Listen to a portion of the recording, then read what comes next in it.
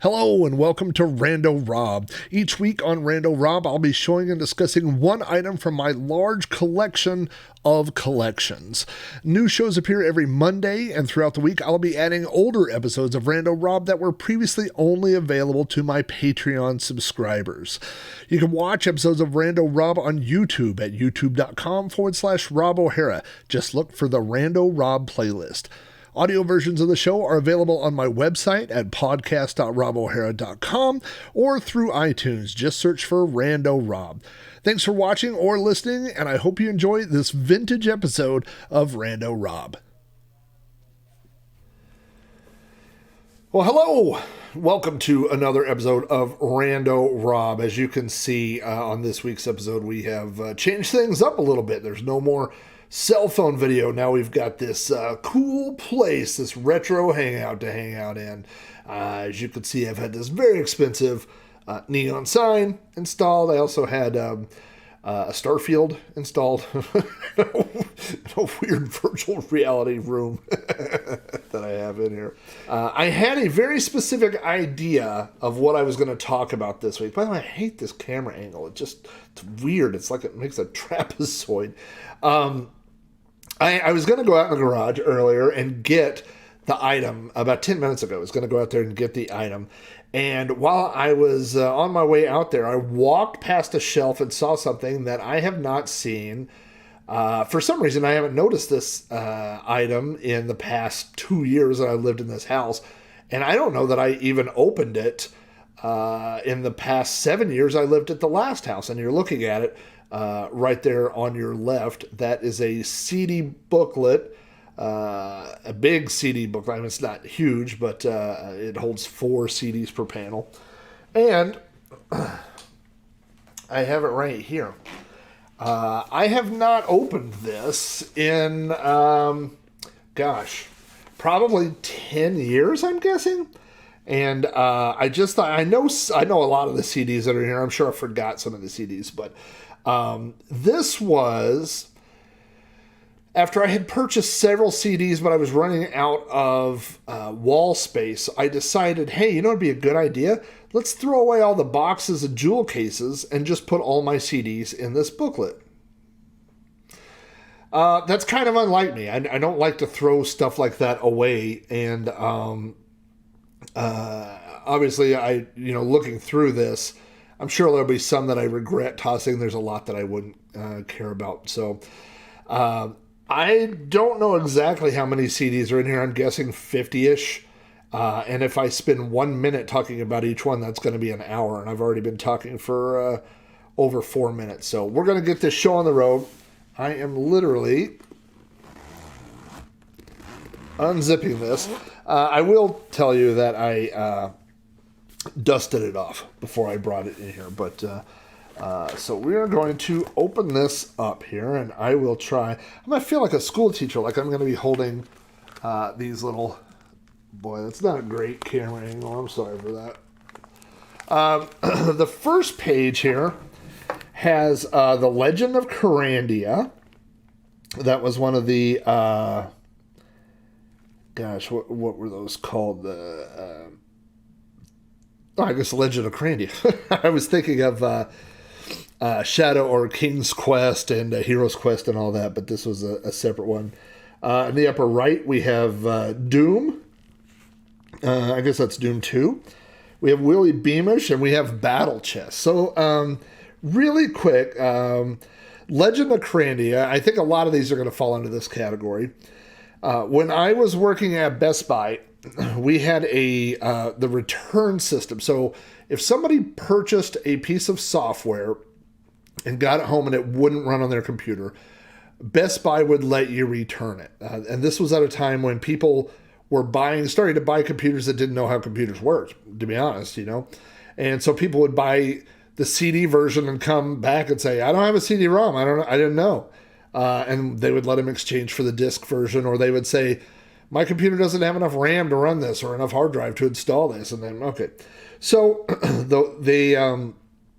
I worked in the what eventually became Geek Squad, but at that time it was just a small booth. And so whoever the cashier was would bring the software to me, and have me check it and make sure that it worked. And then and that it was complete. And then once I did that, they would give them a refund or let them exchange, whatever. And so eventually my job was to take that software and then take it back to the warehouse where it would get shipped back to, I guess, Best Buy headquarters so that they would get credit for it. But there was no incentive to do that quickly. Like, Best Buy didn't lose money if we hung on to it for a week and played the games. And then, unfortunately, it appears like I've hung on to some of these for 25 years. So maybe I will go put these in a bag and go, well, I threw the boxes away, but maybe I'll return them to Best Buy with a little anonymous note that's an apology. Because I do feel bad.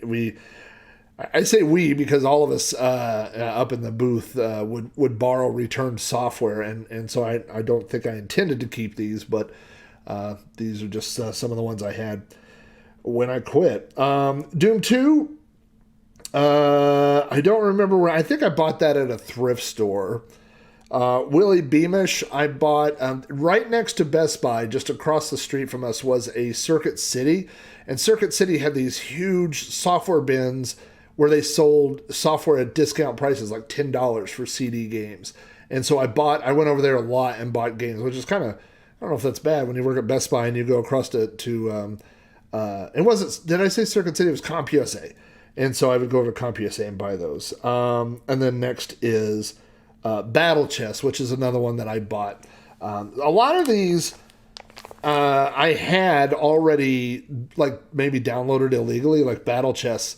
I mean, I had Battle Chess on the Commodore 64.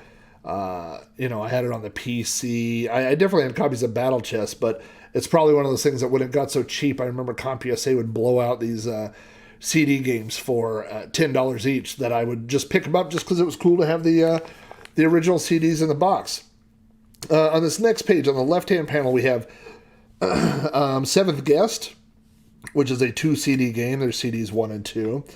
Down here is Captain Crunch's Crunchling Adventure. And this is interesting. And then the fourth one here is Beavis and Butthead CD. So I'll just show you the picture. Show you what these look like here. Is that, I guess I could show you all 8. And then I could talk about those. I'm trying to look here to make sure that, gosh, I'm just getting some glare. You know what? For you guys that are paying $10 a month, if you want, I will take high-resolution pictures of every one of these and upload them somewhere. Seventh Guest, I believe I bought this as a gift to a friend, and then he got 11th Hour, which was the sequel. And when he got the sequel, he gave me the original so that I could play this. So apparently I still have it. Captain Crunch's Crunchling Adventure. I'm pretty sure I got this in a box of cereal. And I'm looking here, and it says compatible with Windows 95 or Windows 98. And then it says audio CD, play track 2. And then on the right-hand side, it says also on this CD, 250 free hours of America Online. So America Online, Captain Crunch cereal, that sounds like a winning combination to me. This Beavis and Butthead thing, I think this was a bunch of mini games. This was a Best Buy return. Now, I'll tell you a secret. On this next page here, there's a Best Buy return, and I know why it was returned. On the second page here, we have King's Quest, and I can't tell, The Princess Bride. King's Quest, The Princess Bride. And then we have Quest for Glory, Shadows of Darkness. Baseball Tonight, which looks like a baseball game, and Myst. This King's Quest, I definitely played. I had the disc versions of King's Quest, and when you bought it on CD, I believe this version also had full speech, so that was the incentive for getting it on CD too. This Quest for Glory, Shadows of Darkness, was a Best Buy return, and I brought it home to play, and you could play for about 20 minutes, and then it would hit a certain screen, and it would crash. And I believe there's just a bad sector on the CD. I've never been able to find, if you look at it, there's no physical damage to the CD, but there's something wrong with the disc, which is probably why the person returned it. So I thought I was getting one up, and this is probably one I should have returned but never got around to. I don't think I've ever played this ESPN game. This doesn't sound familiar to me at all. It says DOS, but doesn't ring a bell.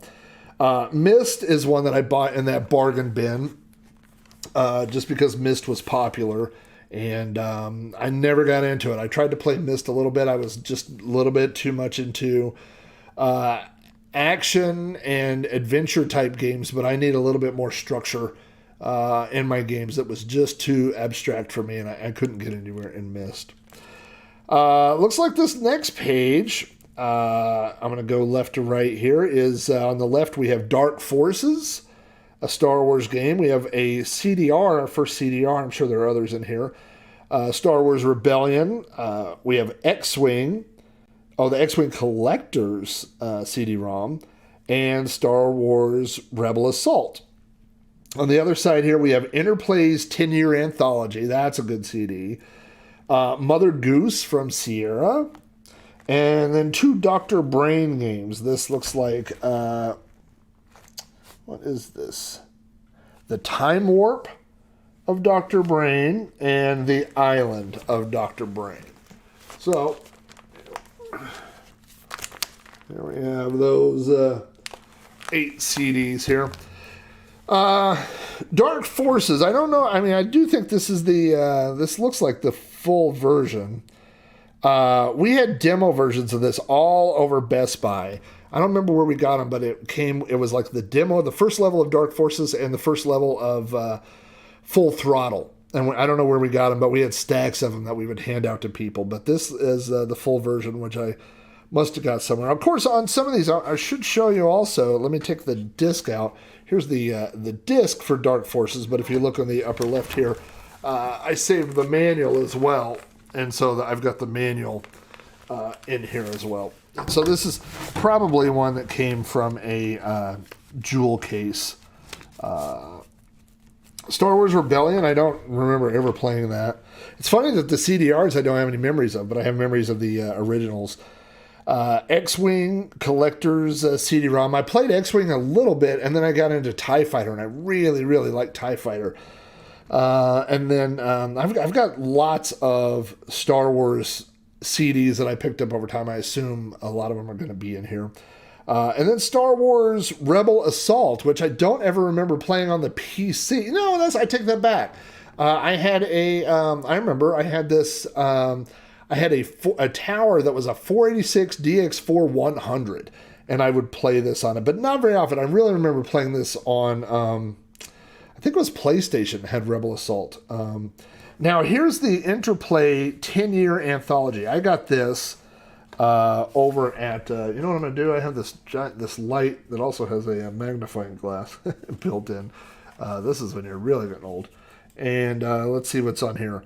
Mind Shadow, Task Times in Tone Town, Barge Tale, Wasteland, Dragon Wars, Battle Chess, Lord of the Rings, Castles, Star Trek 25th Anniversary, and Out of This World. So, and it says anniversary 1983 to 1993. So I'm assuming this came out. Oh yes, there's a copyright right there, 1993. I bought this at CompUSA. I remember seeing it. A lot of these games were super old by then, right? I mean, like Bard's Tale and Task Times in Tone Town. I played on the... a friend of mine had an Apple II GS, and I played it on that, you know. So those were old games, but, you know, I've never been one to turn down a collection of good games. Mother Goose Sierra, I played on floppy when I was a kid. I think I saw this at a thrift store. These Dr. Brain games, on the Commodore, there's a game called Castles of Dr. Creep. And I remember finding these in a thrift store and being very excited, and then realizing that it was a different series of games. On the next page, we have on the left, Secret of Monkey Island. That's one you may have heard of. This looks like a homemade version of Sam and Max Hit the Road. Monty Python and Zorro. And then on the right-hand side, we have the Incredible Machine, and then this is the Incredible Machine Contraptions, it says, and then there's another one that's even more contraptions. And then we have Rampage, and then we have a game called Iron Helix from Spectrum Holobyte.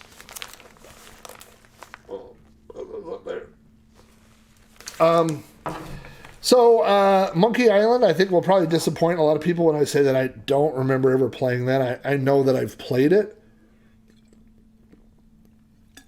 But hey, tonight we're having Mike's Hard Lemonades. It goes good with podcasting. I know I've played The Secret of Monkey Island, but I don't remember where I got this. The Sam and Max Hit the Road CD is interesting. I'll tell you why, for a couple reasons. One is because several years ago, I have a 486 computer, and it's not that it is also a DX4100, but it's not the one I was talking about. And I had a CD-ROM. I installed a CD-ROM drive in it, and I wanted to play some of these old talkie Sierra and point-and-click type games.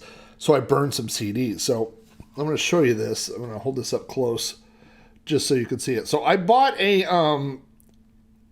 I think that was called a CD Stomper, and you could print these levels. So this is a label printed with a inkjet printer, and then you would put the CD face down, or you put the label sticky side up, and then you put the CD face down like that, and you pressed it, and you could stick the stickers on there. And I thought that was the coolest thing, and so on some of my CDRs, I would make these stickers for.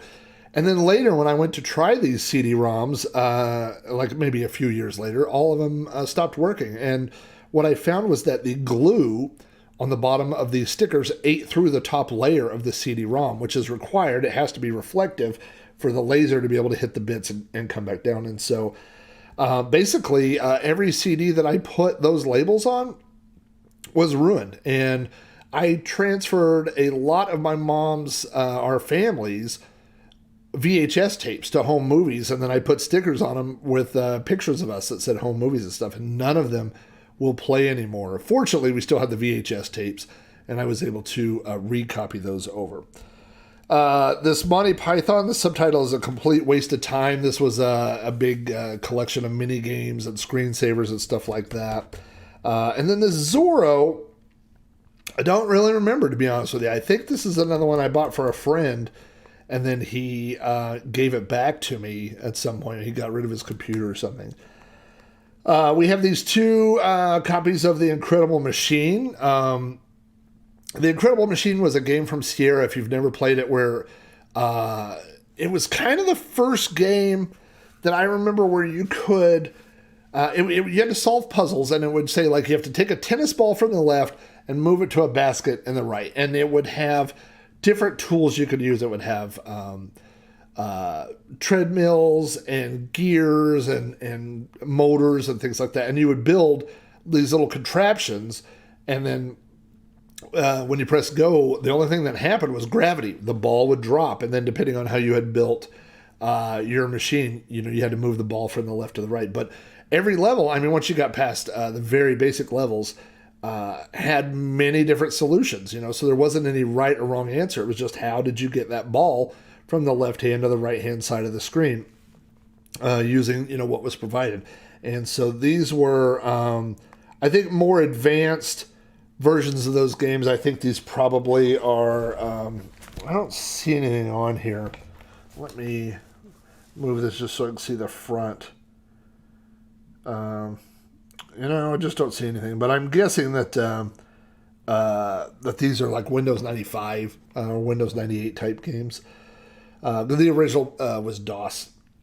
This Rampage World Tour, I found this at a thrift store, and it was funny because I found it the same weekend that I went to an auction, and I bought Rampage World Tour, the stand-up arcade game, which is a weird coincidence, and I got both copies of the same weekend. Iron Helix, I don't think I really ever played this game, but it's a funny story.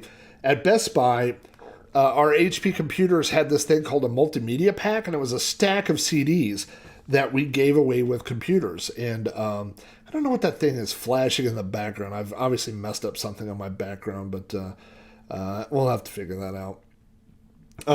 There's still work going on here in Rando, Rob. The construction's not quite finished. Anyway, we just had stacks of these little boxes of CDs that we would hand out to people, and this was a on one of those CDs, right? And so we would just, if you bought an HP CD, we'd give you a Grolier's Encyclopedia and 3D Dinosaur Dig or something like that. And this was one of the games that was in there, was Iron Helix. And so, of course, everybody that worked there had 10 copies of those things.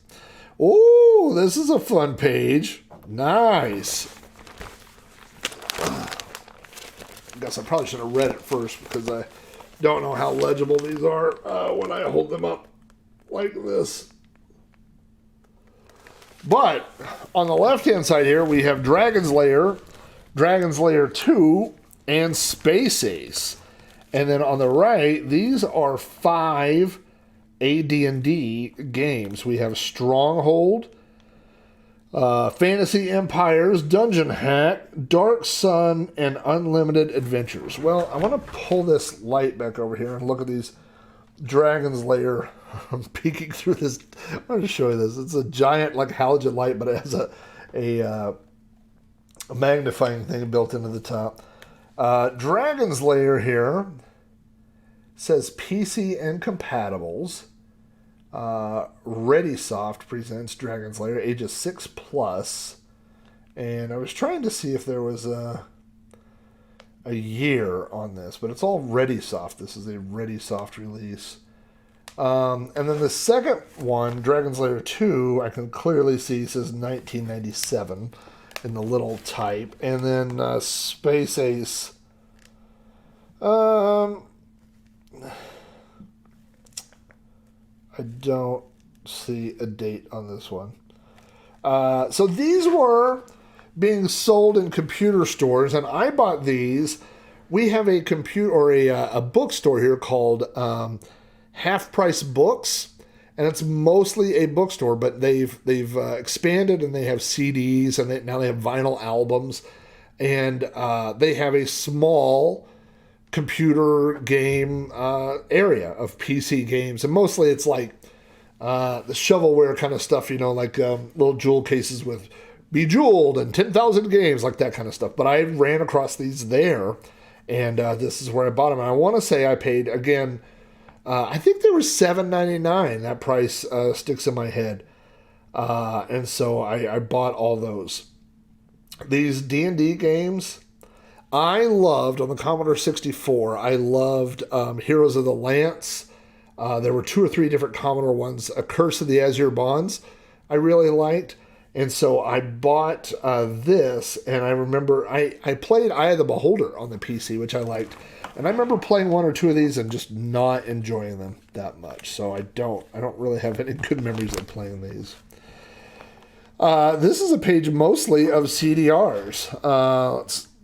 Let's see. We've got Star Wars. Oh, this is all Star Wars stuff. Star Wars Force Commander, Disc 1 and 2. Star Wars Episode 1, The Phantom Menace. This is Star Trek, A Final Unity. Phantom Menace Multimedia. That's interesting. Babylon 5 Entertainment Utility. And then the originals on here are Star Wars Behind the Magic, which was a 2 CD thing. So, these CDRs, I must have burned these games to install them for something. I do remember this Phantom Menace multimedia thing was, all the clips and everything that was coming out around the time of Phantom Menace was all on one CD. But the Star Wars Behind the Magic here, let me just show you that, was a thing that you could buy. It's this one down here, obviously, it's the originals. It was a Star Wars encyclopedia for your computer, and this was, I believe, 90... I'm going to see if this has this on here. But it's definitely before Phantom Menace. I mean, this is probably like 95, I'm guessing, 94, 95, something like that. It says actually it says Windows 95 and Windows 98, so it may be a little bit later. But It was the first thing that I had on the computer that was just a giant collection of Star Wars information about characters and pictures and behind the scenes stuff. It's really, really cool. And there's lots of sound clips and multimedia little video clips and stuff like that. This is an entire page of CDRs. I might be getting to the end here. We got King's Quest 8, Mask of Eternity. We have Return of the Incredible Machine, Contraptions, another return of, or another Incredible Machines. We have AD&D Core Rules, and Full Throttle, the full version. On the other side here, we have Indiana Jones and the Fate of Atlantis. I remember this. Full Throttle, The Dig, and Half-Life, which I'm sure I've never played. Not a first-person shooter guy, but so this was definitely when I had that Windows 95/Windows 98 machine installed, and so I had burned several of these, like Full Throttle and Indiana Jones, just to be able to get them on that machine and get them installed. So that's what we have there. This is a fun page. Okay. Yeah, this is a good one. I'm going to read them and then I'll show it to you. On the left-hand side here, on the top two are Forbidden Subjects 1 and 3, and the bottom two are the Hacker Chronicles. And then on the upper right is Secret Subjects, which is the same style. And then there's a thing here called UFO. And then the bottom two, there's a Tony Hawk 2 CD-ROM, CDR, and Rise of the Robots. So let's show these here real quick.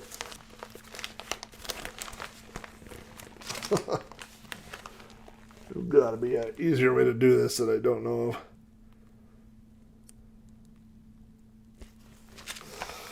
So, I believe it was in the back of a 2600 magazine that I saw a thing where you could mail away for these Forbidden Subjects CDs. And so around the same time I would have ordered those. Probably the Hacker Chronicles. I got those as well. Now the Secret Subjects is different. It says, none of the criminal acts described on this disc are considered or are condoned by the publisher and should not be attempted, for they may result in arrest or injury. So these Forbidden Subject CDs and Hacker Chronicle CDs, and for that matter, the Secret Subjects one, are mostly CDs made up of BBS text files. So if you called BBSs back in the 80s, you know that there were a lot of, we call them G files, right? And they were text files that people had written about freaking and hacking and anarchy and everything from making drugs to making bombs to getting free phone calls to getting free pizzas. Everything you could imagine, people wrote text files about. And so these CDs, you have this Forbidden Subject. It says all over here, this is for educational purposes only. We do not condone, we're not responsible for use or misuse or whatever. It's for amusement purposes only, it says. So these were basically big collections of text files. They had downloaded from BBSs, put them on a CD, and then sold them because, I mean, kids, none of that stuff was copyrighted. It was open information. Now, in 1997, I went to Comdex, which was a huge computer convention thing that went on in Vegas every year. And I bought this one, the Secret Subjects, at Comdex in Vegas, which was kind of interesting because I was on a work trip. So I'm sure that I was wearing a shirt and a tie and had a government badge on, and I'm buying these hacker CDs.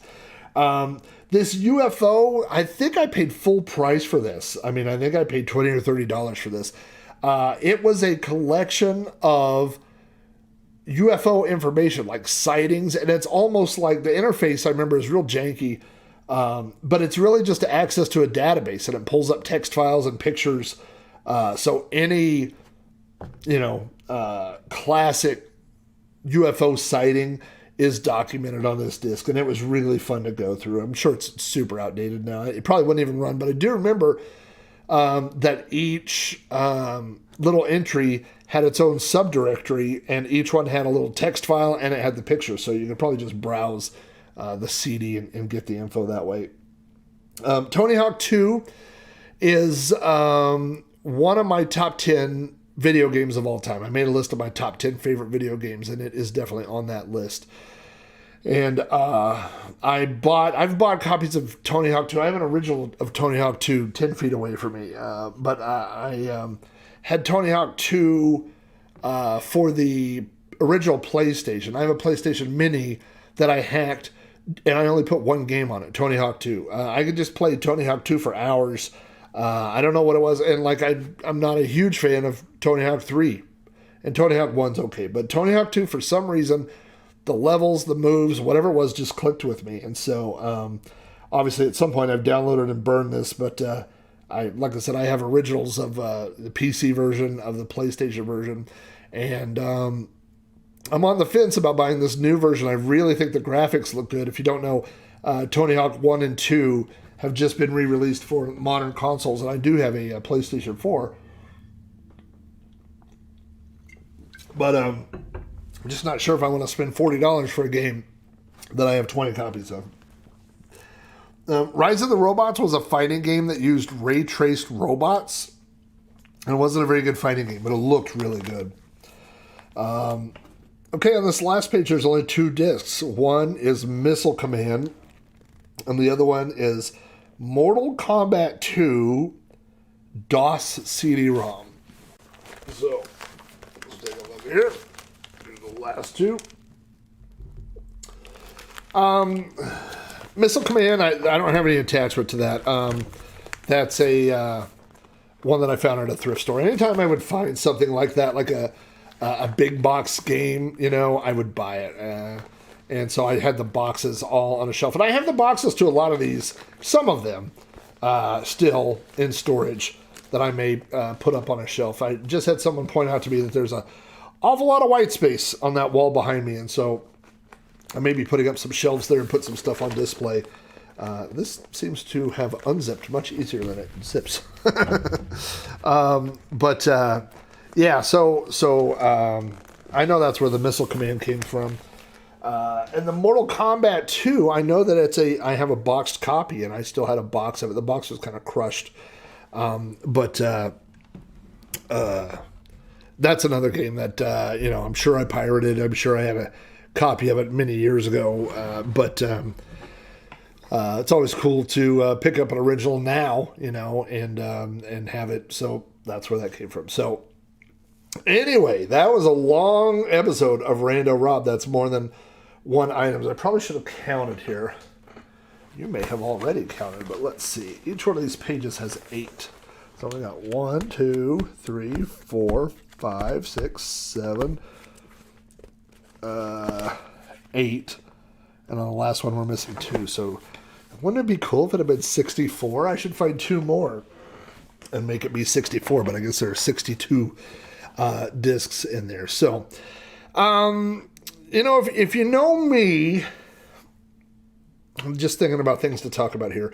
I'm the type of guy that would have games, and I do have games, in boxes and have them on display, but at a certain point, I think there were either I needed space, or they were games that maybe I didn't have boxes. A lot of those, I think, just came, especially the thrift store ones, were just in jewel cases, and I didn't have the big boxes for them. So at some point, I was like, you know what? I'll just keep the originals, keep the booklets, everyone that I had the booklet for, the booklets in there, and just put them in that. But so I do still have them. I can't really imagine using them. I'm trying to think, if I ever finish the room behind me here and put my desks where I have rooms for, vintage computers and stuff, and that's in the works.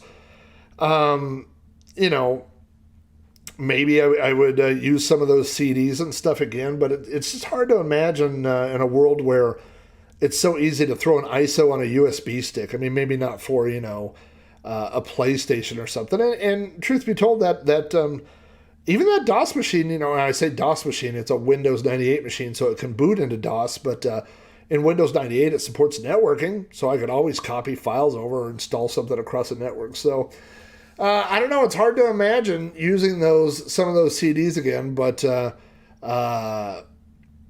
bad thing about it is putting them in this kind of defeats both purposes, right? Because you didn't really give them away or get rid of them, so you still have them. You're still lugging them around, but it's not fun to display them this way. And nobody wants to come over and go, "Hey, you want to look at my wallet thing full of CDs?" Nobody wants to do that. But if you had the boxes on the wall, it would be a lot cooler, So I don't know why I still have them. I guess I have them because it feels like they're not replaceable easily. And I don't know if you feel this way, but if I had a Nintendo with 5 cartridges, and then next to it I had something, a NES Classic, and I'd hacked it, and it had 8 million ROMs on there or whatever, it seems like I would always go to the one with the 5 physical cartridges and put them in and try those out, There's just something about seeing those things. So I get it that I'm not going to have this stuff forever, and I'm actively getting rid of some of the things,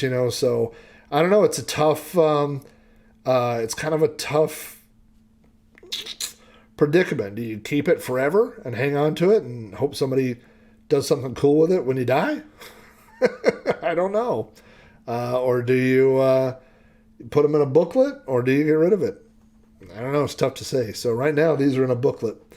And that's about all I have to say. So when I go back out to the garage, I will go take them right back out and put them on the shelf they were on. And probably when I get my...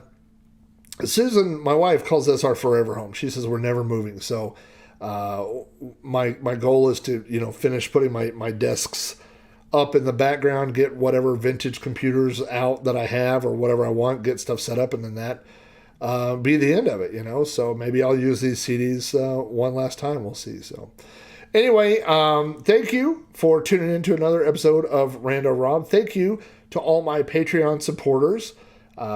Next week, hopefully I'll get whatever that glitch is that's going on in the background. I'll get that figured out. So if you want to check out my shows, go to podcast.robohara.com.